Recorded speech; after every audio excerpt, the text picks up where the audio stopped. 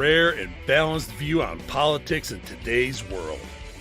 Based on facts, born of rationality, common sense, and logic, providing context on today's events. This is American Perspective with Rick Thomas.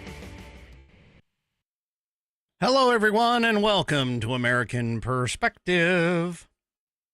I am your host, Rick.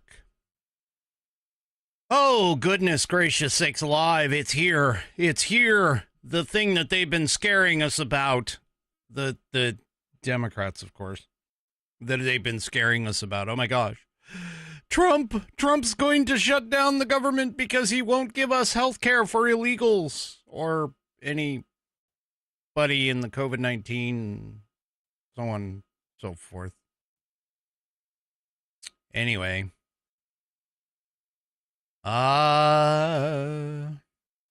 So, just real quick, I just saw this pop up. Oh, Ms. T of Texas is asking in the chat, and this is why you need to jump over. This is why you guys need to really get into the chat. Get in at Rumble. Go to rumble.com. Seriously. Get yourself an account and sign in there so you can chat with the rest of the crew. But Ms. T is asking about something regarding Blake Shelton and The View. Well, if it doesn't make national news, Ms. T, I'm sorry. I'm not much into the entertainment news kind of scenario. I mean, I may occasionally cover it if I'd have known about it, sure, but I didn't get that far in all of my checks, so I have no idea what you're talking about. Maybe tomorrow. It might be in the news tomorrow or for tomorrow, so we may hit it there. All right. So yes, the shutdown day is today. Shutdown day is today. If they don't have something, a continuing resolution put in, I'm sure that they're all gathered up there on Capitol Hill for, the next 4 hours, and they're going to try and see if they can get stuff done and so on and so forth. Well, I don't know. We'll see what happens. I have some things about that, though, coming up here in just a second. But first, let's go ahead and get the first thing out of the way, which is, of course, the Pledge of Allegiance tonight. Who is on tap? None other than G. G Money is on tap. I wonder if he's sitting on the couch yet. So, if you are... Excuse me. If you are of mine, please stand, remove your hat if you're wearing one, like me.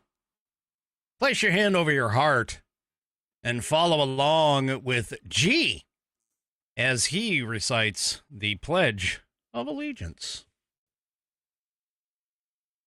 I pledge allegiance to the flag of the United States of America and to the republic for which it stands, one nation, under God, indivisible, with liberty and justice for all. And, of course, I thank you, G, for that wonderful rendition of the Pledge. If you would like to hear your rendition of the Pledge played here on the program, all you need to do is record yourself performing the Pledge in your style. Then take that audio file, video file, whatever kind of file that you create, and you can either email it or share it to me. Send it off to fans, F-A-N-S, at AmericanPerspective.online. That's fans, F-A-N-S, at AmericanPerspective.online. You can be number 20 in the group. You could be number 20. I've got 19. I like even numbers, so come on, somebody put in 20, please. Send it off to me. All right. Of course, today is Tuesday. Tuesday being one of the wonderful days that I talk about the Institute on the Constitution. The Institute on the Constitution was established in 2004 as a 501c3 nonprofit with one singular mission, and that is to restore the constitutional republic through grassroots education.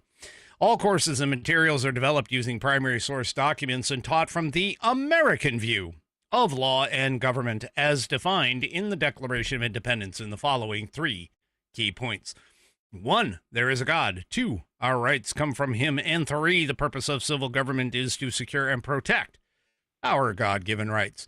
The IOTC offers the opportunity to educate yourself on our most precious founding document, the Constitution of the United States. They also provide tools to educate your community and get involved with local government.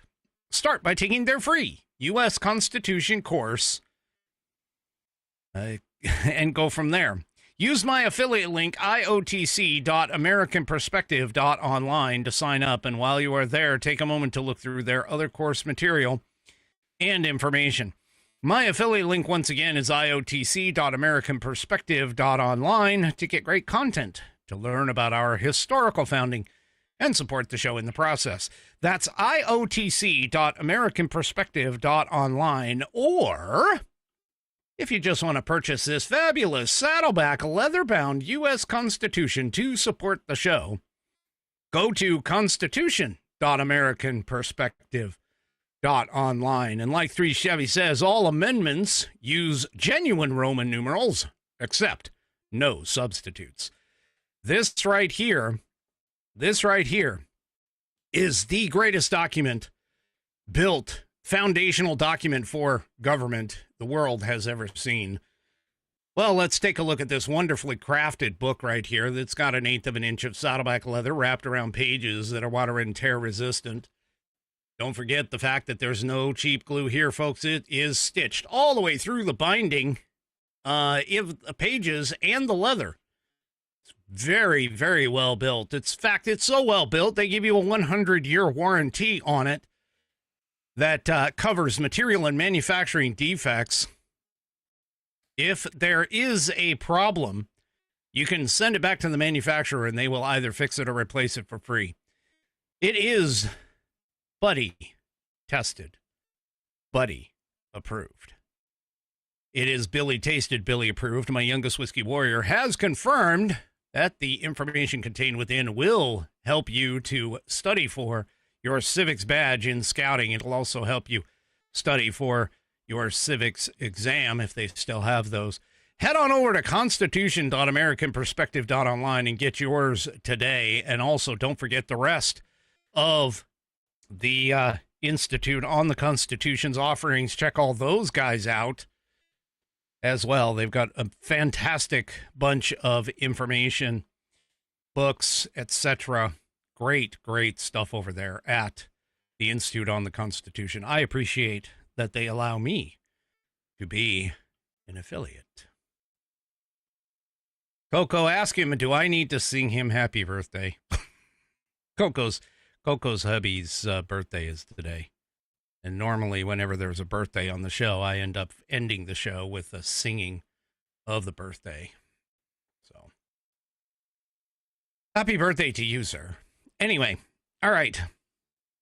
First things first.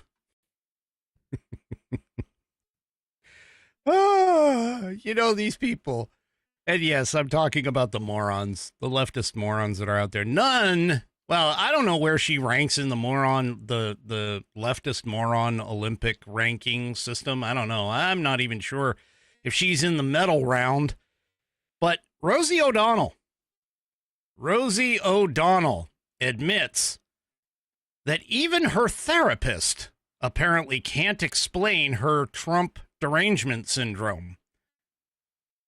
Rosie, find yourself a new therapist. I'm just saying. I mean, I could be your therapist. I'll tell you exactly why you have Trump derangement syndrome, because you're a moron. That's why. And you were easily brainwashed and duped by the leftist morons in the Democrat Party. That's why. You need to just drop all of the mainstream media, need to drop all of your hate. You need to get rid of your ideas of some kind of utopian, distal, I don't even know, dysentery utopia, whatever it is. So anyway,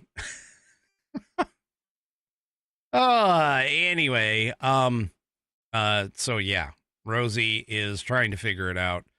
She apparently was speaking with Nicole Wallace on MSNBC, and she admitted that her therapist doesn't get it and has asked her what she is so angry about. Yeah. Nicole Wallace, of course, just sort of nodded like they all do. They're all just like, oh, yeah. Uh-huh. Yeah, we know you're an idiot, but yeah. Uh-huh.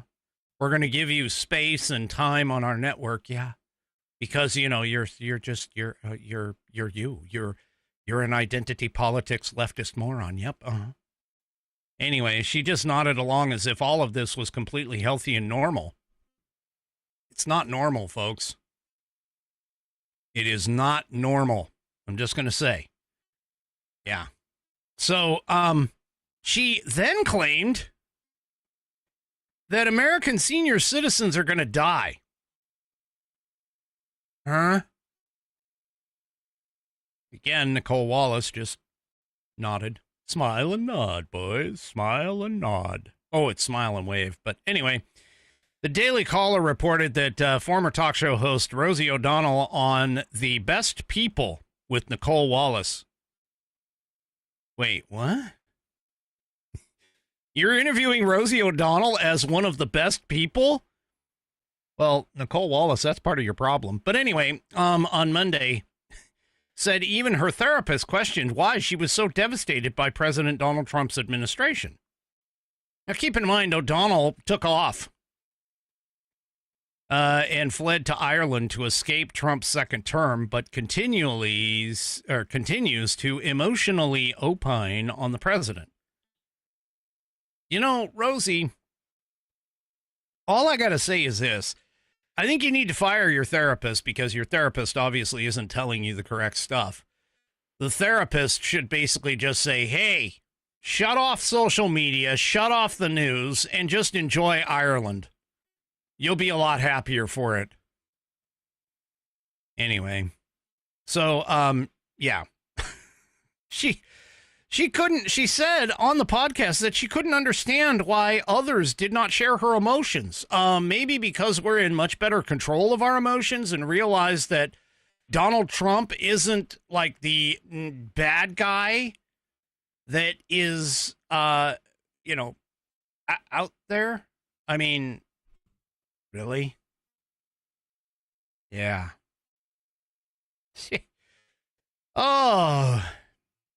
She told Nicole Wallace, when people say, I've changed my mind, we have to say, welcome back to reality. Let's all be Americans together, right? Because what's happening is not only happening to Democrats, it's happening to everyone. And when Medicaid cuts go in, old people are going to start to die.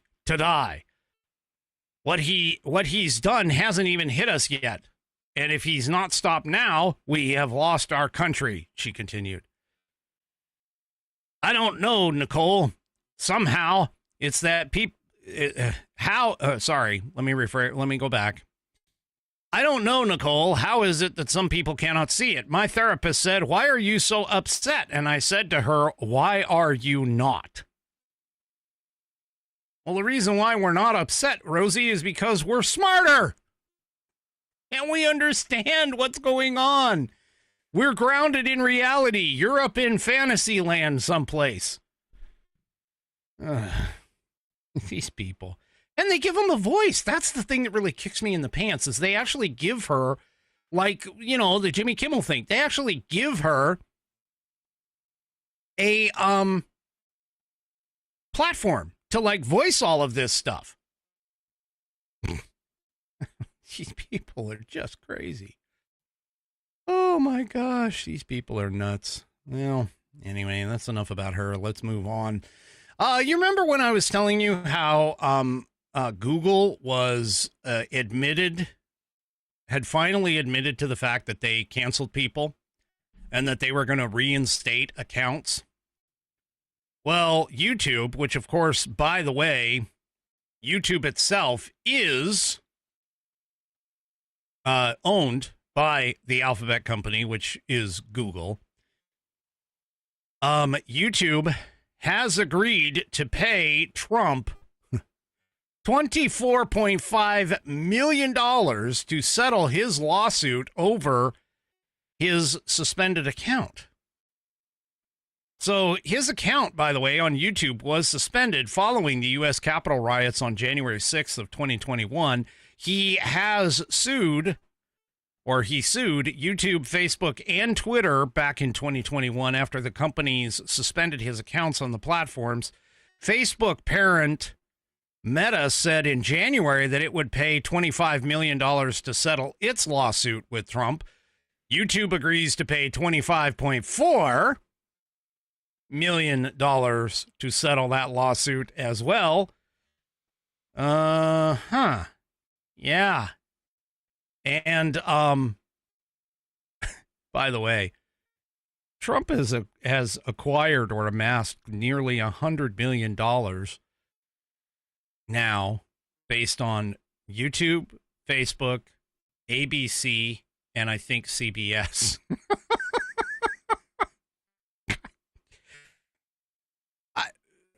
Look, I'm going to be honest. I sort of, in a way, wish that I had the kind of money that Trump did, because while my account never got suspended, I did get several of my videos taken down for what they considered to be misinformation, which, by the way, was not misinformation, because later on we found out that that all of that stuff was gone. So, but anyway,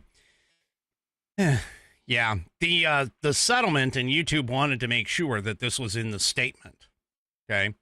The settlement shall not constitute an admission of liability or fault, according to the filing on Monday, which was in the U.S. District Court for the Northern District of California. Yeah. So, there you go. Oh, I forgot. Twitter also. He won on Twitter, too, for roughly $10 million. So, yeah. So far, his $25 million from Meta, almost $25 million from YouTube, $10 million from Twitter, and then, of course, the ABC and CBS ones. These people, I'm telling you, it's just too much.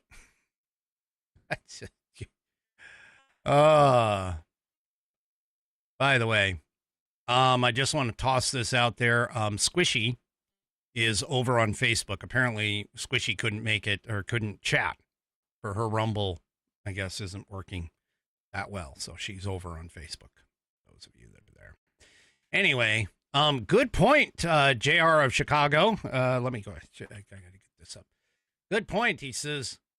Or I think you're a he. I wonder what the old comedians would do with all of this crap. Don Rickles, Robin Williams, Rich Little. Well, I can tell you one thing. Johnny Carson wouldn't. Johnny Carson might make a joke about Rosie O'Donnell for sure, but Johnny Carson actually was once asked why he didn't do political topics and stuff on his show. And he basically said, yeah, people don't pay me to entertain them with politics. He says, and not only that, and of course I'm paraphrasing here, but he says also not only that, but I would end up going down the rabbit hole, like you see Colbert and Kimmel and Jon Stewart and all of those others that do that. They go down that rabbit hole. He's like, I'm being paid to just make people laugh and entertain. He goes, that kind of stuff doesn't work all the time. You might start off okay, but it doesn't work very well. You know, Kimmel and the rest of them should have taken advice from Johnny on all of that. Anyway, so here we go. Here's how many Democrats, this is in the Daily Signal, here's how many Democrats voted to shut down the government. So the Senate has failed to pass a continuing resolution to keep the government open. The measure fell short of the 60 votes needed for passage by a 55 to 45 vote. 43 Senate Democrats opposed the legislation. And also Bernie Sanders, who's the independent, and Rand Paul also voted against the bill.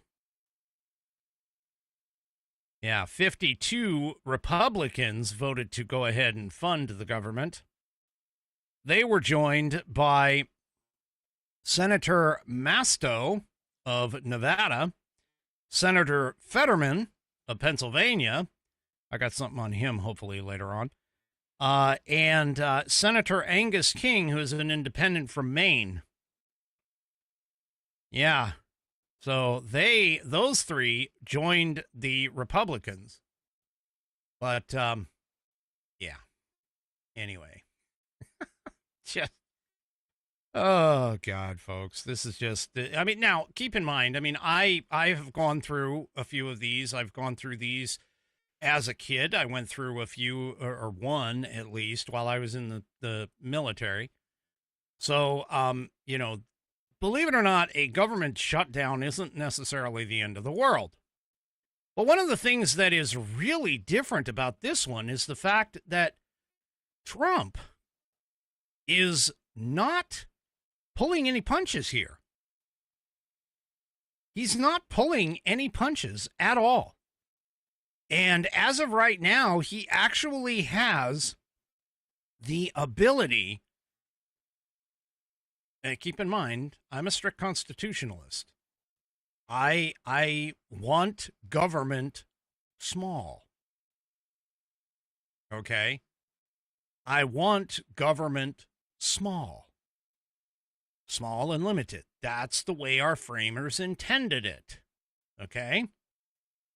Well, Trump actually now has the opportunity to shrink it in a very significant way. Yes, he has the opportunity because on Tuesday, which was today, more than 100,000 federal workers were expected to walk out the door through what's called a deferred resignation program, making it the largest single-year reduction in the civilian federal workforce since World War II. Now, factor in things like layoffs, buyouts, early retirements, and natural attrition, and the government could shed roughly 275,000 employees by the end of 2025. Now, a lot of people are kind of like, oh, that's a lot of people. How are things going to get done? Well, it's pretty simple. You need to understand the federal workforce by itself is roughly 2.4 million employees, not counting postal workers. 2.4 million employees. I mean, we're talking about an organization that thrives on dysfunction, is the opposite of efficiency, and has never been able to bring things in on time and under budget, realistically, in the long run, and also to prevent fraud as well. So, not everybody qualifies for the furlough programs, by the way, or the deferred resignation program, as it's called. So things like military personnel, immigration enforcement officers, national security staff, NTSB employees, postal service workers, and several other categories are also excluded. Even so, the reductions represent a historic reshaping of government employment. So the Trump administration, by the way, has executed a deliberate strategy to cut spending, eliminate fraud, waste, and abuse, and push the federal workforce closer to an at-will employment model, which is what it should be, more typical of the private sector. Now, all of this, of course, is a bold move that challenges the entrenched bureaucracy, which is why he's getting so much pushback, by the way. That's why he's getting so much pushback. But this kind of scenario signals a new era of accountability in Washington. So, yeah, there you go. And all of this, of course, is going to be part of and be effective with this government shutdown. So let's talk about the government shutdown. So here's some basic stuff about the shutdown itself. All right. So obviously the Democrats are pissed off. They wanted that Obamacare subsidy extension, which not going to go. And you know, they keep pushing it and keep pushing it, and it's not going to go. But here's one of the things, or here's some of the things that that are going to happen. Now, keep in mind, since 1980, there's been 10 government shutdowns. Only 3 have happened since 2000. And of course, all the shutdowns are different, and the impending shutdown is no exception. By the way, this is coming from Fox News, just so you know. However, it could have more devastating effects on the federal workforce than previous shutdowns, given the administration's orders to undertake mass firings with this. So here's some of the things that are going to happen. So Social Security, Medicare, Medicaid, all of those will continue. The Postal Service will continue. Veterans Affairs, hospitals and clinics will continue. Immigration and border security activities will continue. However, federal employees will likely go without pay. And a string of agencies will see their services hampered by furloughs like the IRS, the Small Business Administration. Housing programs themselves may also see a delay in rental assistance and loans. Typically, shutdowns will see thousands of federal workers deemed non-essential furloughed. But the Office of Management and Budget released a memo last week that directed agencies to use this opportunity to consider a reduction in force notices for all employees in programs that have no other available funding source that don't comport with Trump's priorities if lawmakers couldn't fund the government. And this is where it's coming from. This is where it's coming from. So, yeah. Now, as far as the cost of a shutdown, the cost of a partial closure this year is unknown, but the CBO did an analysis of the cost the last time the government shuttered back in 2019. The report, which was published in January of 2019, found that the shutdown saw roughly $18 billion in federal spending delayed, which led to a dip in that year's first quarter gross domestic product of $8 billion. The report noted that roughly $3 billion of that would not be recovered. Now, the other thing also, too, keep in mind, is that the things like the tariffs are still going to get collected. That money is still going to come in. Okay. It also, according to the CBO report, it also found that federal workers who received delayed payments and private businesses, of course, were the hardest hit. And some of the private sector entities will never recoup that lost income, according to the report. So there is an impact on all of this. There is an impact for what this happens. Okay? For when this happens. There is an impact. So yeah. Anyway. So the subsidies, by the way, the subsidies themselves, this is the part that I really don't understand. This is the part I really don't understand. Why the Democrats are making such a big deal out of this. Because the subsidies aren't really scheduled to expire until the end of the year. The continuing resolution is only going to fund the government until like right around Thanksgiving. So why they are making such a big deal out of all of this is beyond me. I mean, they could go and just like conversations about the subsidies. This is John Thune. He says conversations about the subsidies can happen after the government is funded. I mean, all they have to do is pass this clean CR, fund the government for another 2 months, and and basically go and talk about the extension of the subsidies and everything else afterward. See, this is part of the problem. The Democrats are trying to put this because politically, traditionally, when a government has been shut down, it does impact the party who is in power. And that's what the Democrats are hoping for. They're putting forth this $1.5 trillion aid package because they know that Donald Trump and the Republicans are not going to go for it because of all the cutting and everything else that has been going on. Cutting out the fraud, waste, and abuse, cutting out overspending, cutting out, all kinds of stuff, wanting to shrink government down. And yet here they are. Here they are. They're sitting here and they're trying to make this a big deal when they actually don't have to. When they don't have to.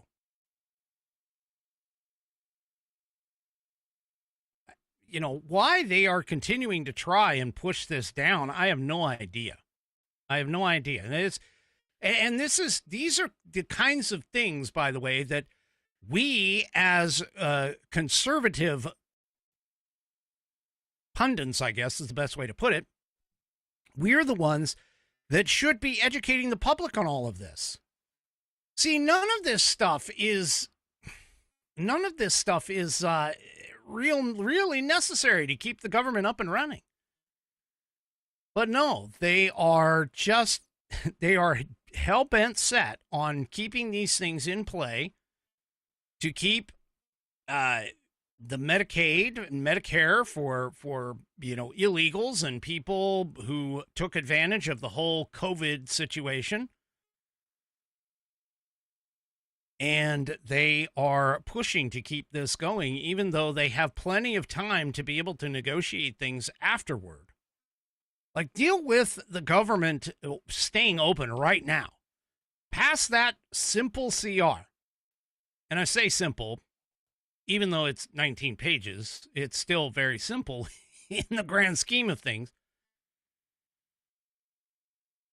But anyway, I don't understand any of this. This just doesn't seem to make sense. It seems like it's a little off kilter.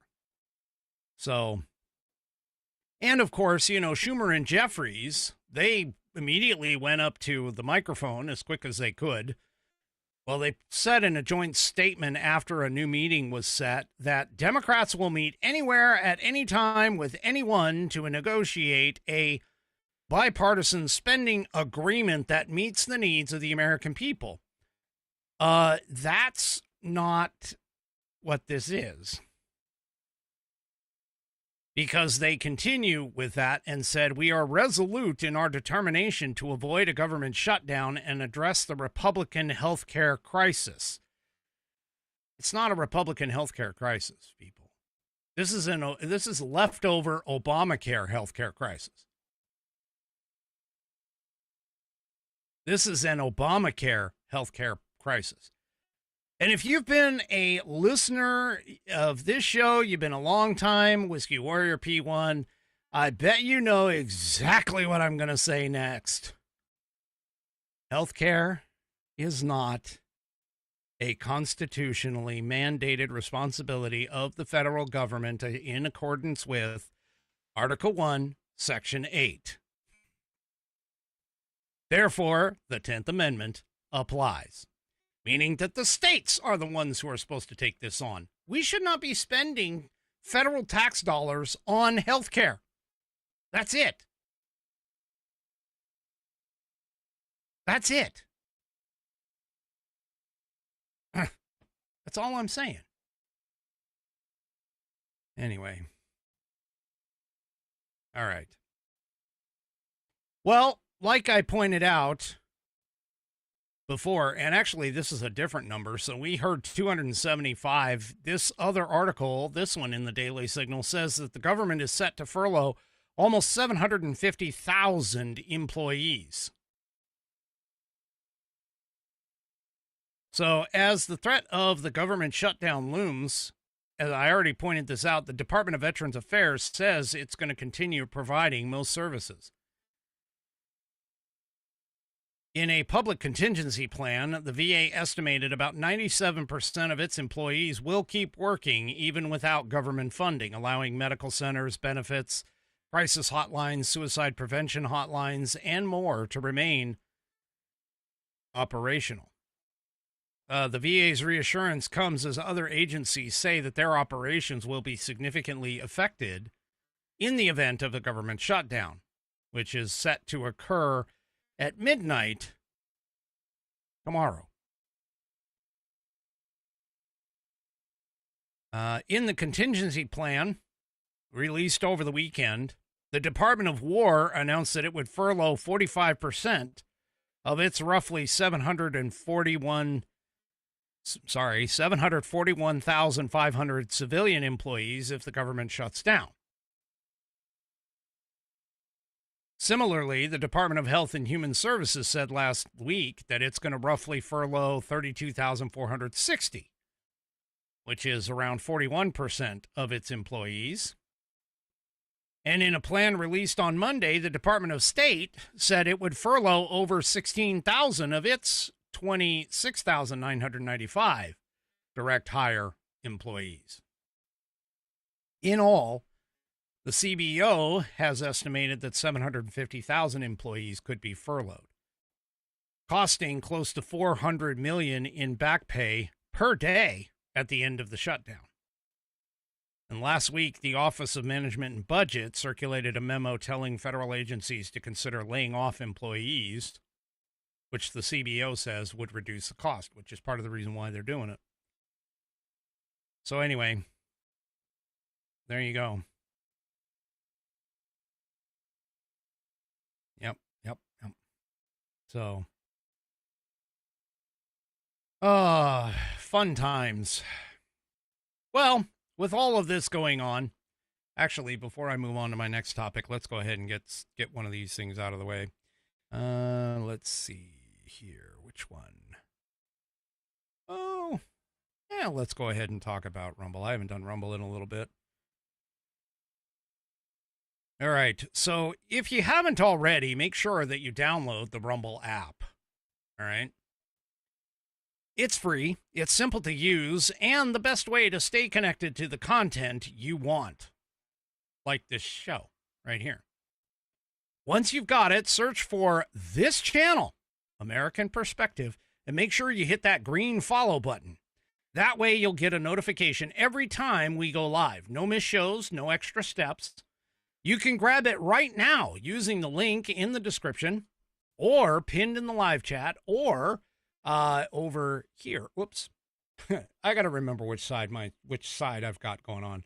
Over here with the QR code, you can download it right now. So there you go. Download it to your phone and you're ready to go. And if you prefer watching on the big screen, Rumble is also available on all of the major streaming devices and smart TVs. You know, that's what a lot of my Whiskey Warrior P1s do. They watch me on the television screen, and then they use their mobile device to enter into the chat and speak with all of the wonderful chatsters that I have. Like, for an example, I saw a new name in the chat. I mean, I see Sleazy Auto. Sleazy Auto's been around for a little while, just back and forth, but I want to welcome Hot Rod Blazer. Hot Rod Blazer into the chat. Thank you for coming and taking a shot on this show. That is fantastic. I appreciate it. So anyway, you can watch on the big screen by finding Rumble on all major streaming devices and smart TVs. Just search for Rumble and follow the channel, this channel, to be part of the action. So download the Rumble app and make sure that you have Rumble on your television, and you can pick up this show in all of its full 1080p glory on it for everything. So anyway, download the Rumble app on both your television and your phone and other tablets and so on and so forth. Get it everywhere. Just do it. Just get it all. Just get it everywhere. And you'll get notified, of course, if you search up the channel and hit that green follow button to get notified every time that I go live. All right. Do it. Do it today. Download Rumble, the free speech alternative to YouTube. All right. So, while all of this talk in Congress about shutdowns, government shutdowns, and everything else has been going on, Trump and Netanyahu met and put together a agreement on a Gaza peace plan. Now, keep in mind that Hamas wasn't at the table here for this, all right? Hamas wasn't at the table. But Trump has given Hamas 72 hours to release all of the hostages following Israel's public acceptance of this agreement. Now, some people are saying that this is not all that great of a agreement. And especially some people were like, oh, Israel, acquiesced. Israel did not acquiesce. You really need to go and read what this thing is all about. Because realistically, what's going to happen out of this whole thing is if Hamas doesn't release the hostages, if Hamas doesn't hold up its end of the bargain, the United States government has given Israel carte blanche, hey, go in and finish it. So Hamas basically has a choice. Either disarm and not necessarily surrender, but disarm and give up control of the Gaza Strip, which they've had since they were elected leaders back in 2007. And live or get wiped out. I mean, that pretty much is their choice. So, anyway, there was a 20-point plan put together, which, by the way, it's a couple of the points were not actually a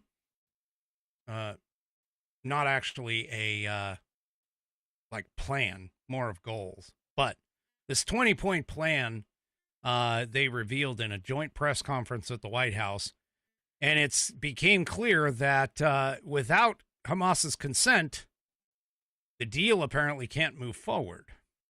And Netanyahu, of course, said, hey, we'll finish the job all by itself if Hamas rejects the proposal.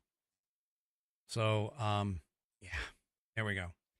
You got 72 hours to release all of the hostages, Hamas, both alive and deceased that are left. And, Now, they have some Arab states, by the way. They have some Arab states along the path that are backing this. And it's just a matter of some of the other Arab states, whether or not they're going to pressure the terrorist group to actually come to the table. So, Anyway. Now, they were talking about amnesty for Hamas members, and Netanyahu said that Hamas members would only be eligible for amnesty if they agree to leave Gaza.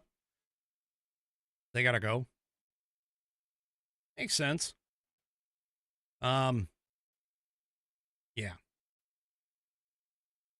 So, according to the agreement, Israel is not going to occupy or annex Gaza.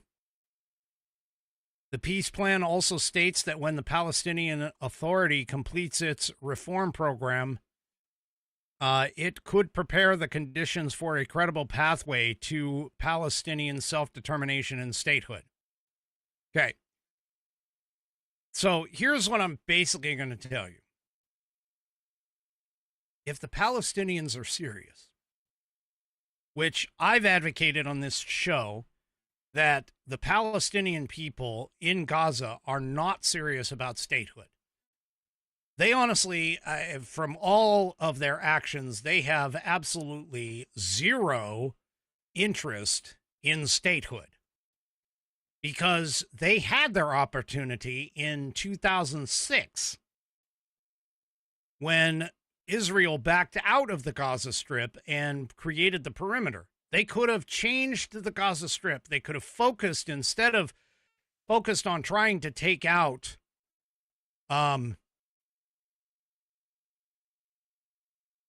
focus on trying to take out Israel and focused on Gaza itself and turned it, they could have turned it into like a nice oasis over there, but they didn't. Hamas took over. They elected Hamas. Hamas took over, and that was it. So, yeah, I seriously am doubting, honestly, I'm seriously doubting that they are going to come to the table, per se, with regards to statehood and peace. So, yeah. Netanyahu also called the Qatari prime minister to apologize for violating the Qatari sovereignty during Israel's recent strikes against the Hamas leaders in Doha. Now that I'm going to say, I mean, maybe the move wasn't the greatest, but at the same time, though, Qatar shouldn't be harboring Hamas terrorists. Although, let's face it, I mean, Qatar secretly funds these people and is secretly backing them. So there you go. Anyway, do whatever you want. Now, all of that being said is that the plan also includes de-radicalizing Gaza, making it a terror-free zone so that it doesn't pose a threat in the future, which again is another thing that is sort of like, I don't know if that's going to happen or not. We'll see. And both Trump and Netanyahu have made it clear that Hamas will play no role in the governance of Gaza. According to the plan, all military, terror, and offensive infrastructure, including tunnels, weapon production facilities, will all be destroyed and will not be rebuilt. So, yep, there you go. The United States, the Arab nations, and other international partners will create a temporary international stabilization force to immediately deploy in Gaza. The new force will be the long-term internal security solution and will train and provide support to vetted Palestinian police forces in Gaza. So there's a lot of other phases to this, but I mean, let's be completely honest here. If Gaza wants statehood, if the Palestinians want statehood, this honestly is the path. This is the path forward. So now we'll just have to say, or have to see, whether or not the Palestinians want statehood. Now, apparently, the leaders of Qatar, Jordan, Turkey, Indonesia, Pakistan, Egypt, Saudi Arabia, and of course the United Arab Emirates have all backed this peace plan. So they are all looking for peace. And let's be honest, if this actually comes through and holds, that should pretty much guarantee Trump for the Nobel Peace Prize, in my opinion. I mean, it absolutely should. All right.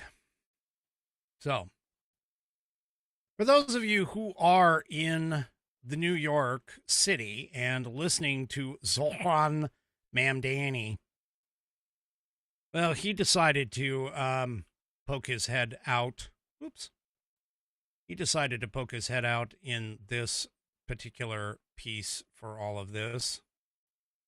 And the Zohran refuses to denounce Hamas.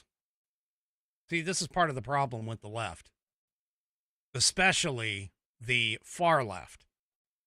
They are secretly wanting Hamas to do what they're doing. They want Hamas to attempt to destroy Israel. They don't want Israel on the map anymore. They are backing all of this, and here Zohran Mamdani refuses to denounce them after Netanyahu vows to eradicate terrorists. Who would not want to have peace in the world? I mean, that's just basically it. And he, for those of you who are against Mamdani and all of this, I'm telling you, this is something that should give you an indication as to where he actually is.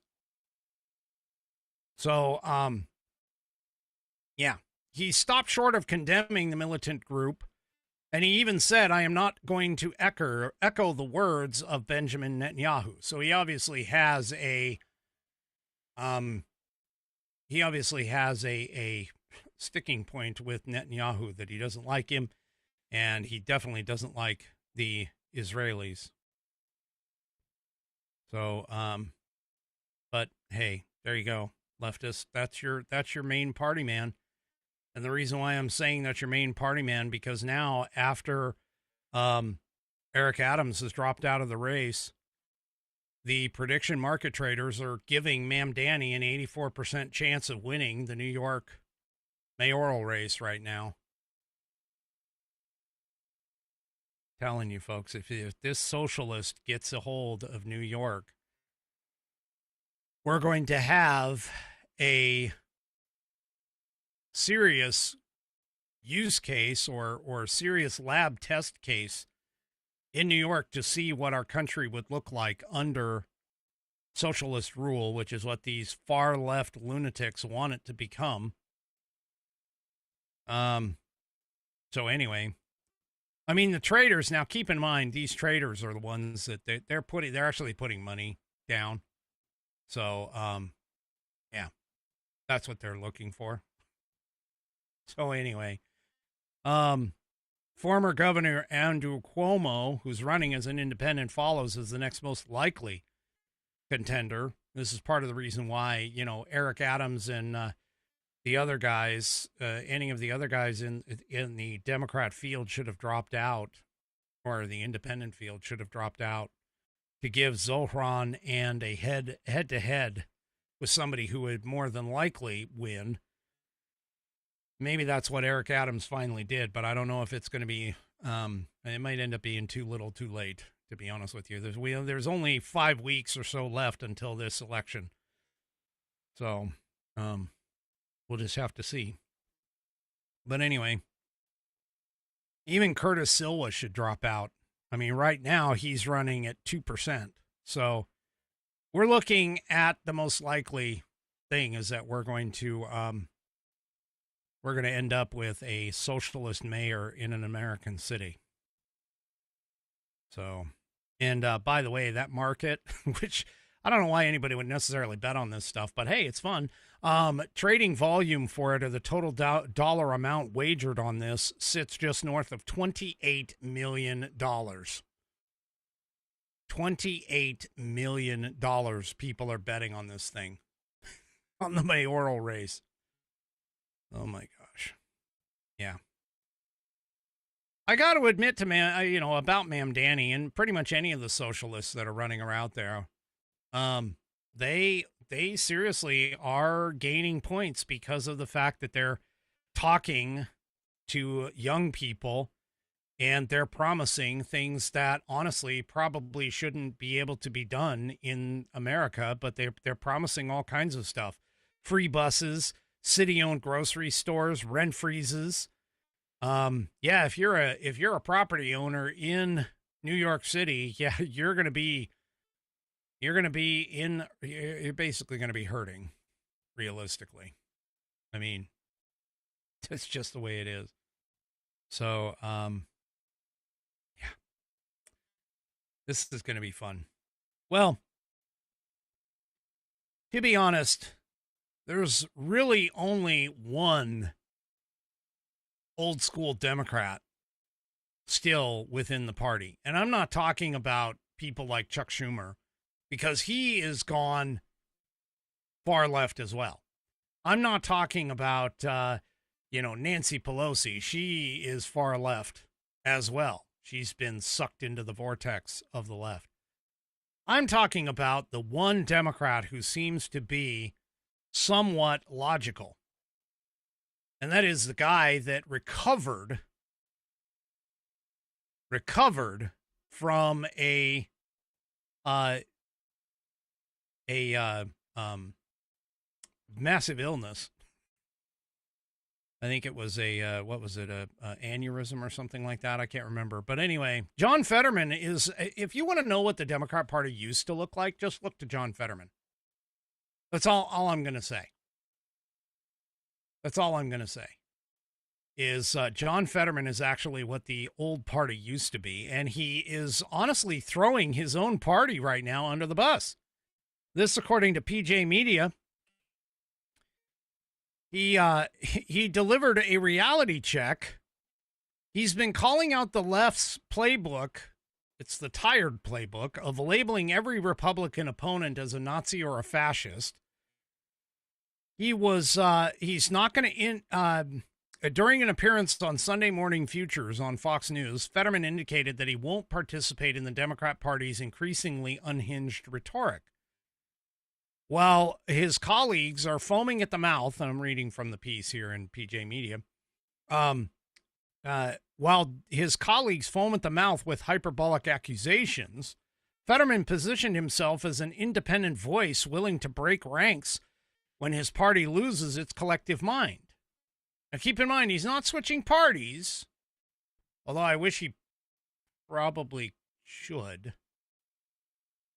But that being the case, he's not switching parties, but he's also not going to drink the Kool-Aid that they are giving out either. Now, he sat down with Maria Bartiromo. He said he has no intention of leaving the party. He also stressed that he won't hesitate to go against the party line when he feels it's the right thing to do so. And, so he insists standing apart from the more radical elements of his party was important. He was saying, I'm not going to be afraid if there are groups attacking a Democrat, the last one in Pennsylvania, then that's part of the problem, in our party. He pushed back on the toxic rhetoric that has become the standard of the left. He said, and if you want a Democrat that's going to call people Nazis or fascists or all kinds of things, well, I'm not going to be that guy either. Now, he also said that he's going to cast himself as someone who would speak the truth, even if it didn't align with his party's agenda. He says, independent thinking and views, whatever I happen to believe to be the truth, regardless of if it's a Republican or a Democrat voice. But I think it's the truth in this. Now, it's the truth right now. He firmly is on Israel's side, which is against his party as well. So, yeah. Anyway, John Fetterman, I'm telling you, that bump on the head or the knock on the noggin, man, he is like the calm voice of the Democrat Party out there. Now, he also admitted that his positions might set him apart, but he said he's comfortable with that. I mean, this is what we need, honestly. This is the kind of leadership. This is actual, I hate to be, well, I don't hate to, but it's interesting that I'm saying this about a Democrat, but this is what leadership should be. Doing the right thing, regardless of whether it's a Republican or a Democrat viewpoint, doing the right thing for everything that's going on and being your own representative for yourself and the people that you represent. That's what being a representative, whether it's in the Senate or Congress or even in the state legislature, you represent the American people. That's who you should be focused on. And if people appreciate what you are doing, they're going to vote for you, which they should. I mean, this guy, admittedly, he's more of the Democrat Party of old and not so much the leftist lunatics that have taken over today. All right, folks, that is it for me for this evening. Do me a favor, if you haven't already, head on over to rumble.com, get yourself an account. It is free, and once you are signed up and signed in, make sure you search up the American Perspective channel and hit that green follow button to get notified every time that I go live. Also, too, don't forget to do those thumbs up, thumbs downs, or in the case of 3 Chevy, the thumb sideways across all of my platforms, whether it's YouTube, X, Facebook, and of course, the aforementioned Rumble. We will see you tomorrow night for Whiskey Wednesday at 5 p.m. Pacific, 8 p.m. Eastern Time, right here on American Perspective. Have a great rest of your evening, and good night, everybody.